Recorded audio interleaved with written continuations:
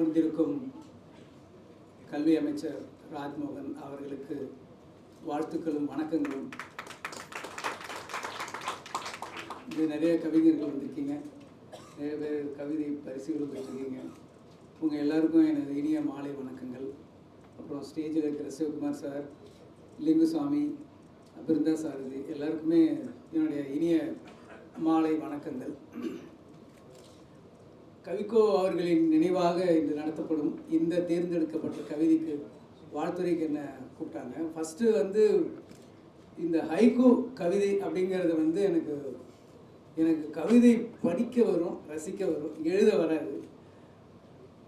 ஆனால் எனக்கு இந்த ஹைக்கூங்கிறது என்ன அப்படின்னு பார்க்கும்போது ஃபஸ்ட்டு ஒரு 3 வரியோ இல்லை 4 வரியோ ரொம்ப சின்னதாக ஒரு ஸ்டேட்மெண்ட் மாதிரி அதோட கடைசி வரி அது வரைக்கும் நீங்கள் படித்ததை முழுமை பெற வேற ஒரு ஆங்கிள், இது வரைக்கும் நீங்கள் பார்க்குறத இந்த ஆங்கிளில் பாருங்கள் அப்படின்னு ஒரு அழகான நினைவு. அதுக்கப்புறம் நீங்கள் எப்போ பார்த்தாலும் அந்த கடைசி வரி அவங்க என்ன சொன்னாங்களோ அந்த வியூவில் தான் நீங்கள் அதை பார்க்க நேரிடும். அப்படி ஒரு அழகான ஒரு பாயிண்ட் ஆஃப் வியூ தான் இந்த ஹைக்கூ கவிதை. என்னை பொறுத்த வரைக்கும் லிங்குசாமியே ஒரு ஹைக்கூ தான். ஏன்னா லிங்குசாமி பார்க்கும்போது ஒரு இயக்குனராக தெரிவார், கிட்ட போனால் ஒரு கவிஞராக தெரிவார், இன்னும் போய் பார்த்தீங்கன்னா ஒரு நல்ல மனிதாபிமானமான ஒரு ஆள்ன்றது ஒரு சிலருக்கே தெரிஞ்சது. ஏன்னா எனக்கு தெரிஞ்ச ஒரு சில நிகழ்ச்சி மட்டும் நான் சொல்லணும்னு ஆசைப்பட்றேன். அந்த கொரோனா செகண்ட் வேவ் அப்போ பயங்கரமான யார் எப்படி இருப்பாங்க, அது என்ன தாக்கத்தில் போய் முடியும் அப்படிங்கிற நேரத்தில் இயக்குனர் வசந்தபாலன் அவர்கள் ஒரு அவசர சிகிச்சை பிரிவில் அனுமதிக்கப்பட்டு கிட்டத்தட்ட மரணத்தின் தருவாயில் போயிட்டாருன்னு சொல்கிறாங்க. அந்த நேரத்தில் யாருக்குமே அனுமதி இல்லாதப்போ மொத்தமாக அவர் மீட்டெடுத்த பெருமை லிங்குசாமி சார்ந்த. அது மட்டும் கிடையாது, அதுக்கப்புறம் அவர் அதுலேருந்து மீண்டு வசந்தபாலன் அவர்கள் அதை பற்றி ஒரு விகடனில் எழுதியிருந்தார்.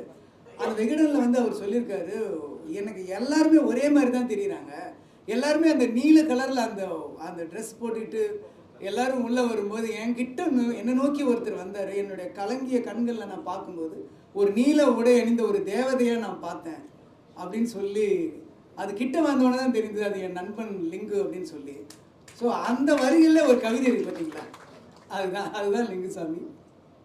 ஸோ லிங்குசாமிக்கு எனது வாழ்த்துக்கள்.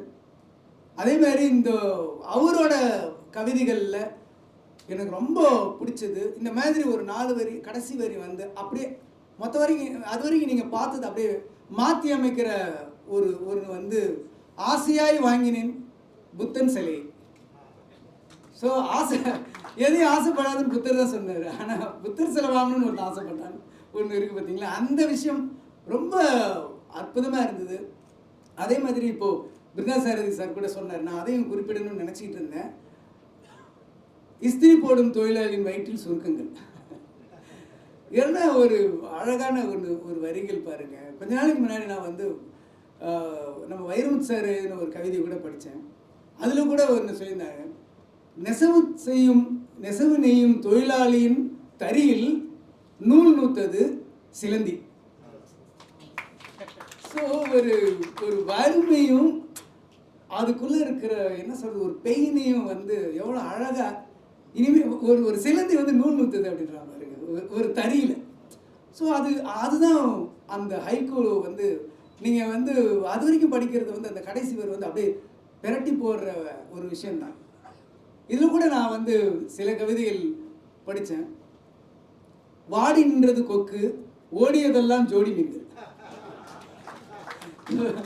அந்த ஒரு கொக்கோட மனிதாபிமானம் பாருங்க எவ்வளோ அதால் சாப்பிட முடியல. ஏன்னா எல்லா மீனும் ஜோடி ஜோடியாக போயிட்டு இருக்கு, நான் எதை சாப்பிடுவேன் அப்படி எவ்வளோ ஒரு அழகாக இருக்குது பாருங்கள். இன்னொரு கவிதை கூட இதில் நான் படித்தேன்.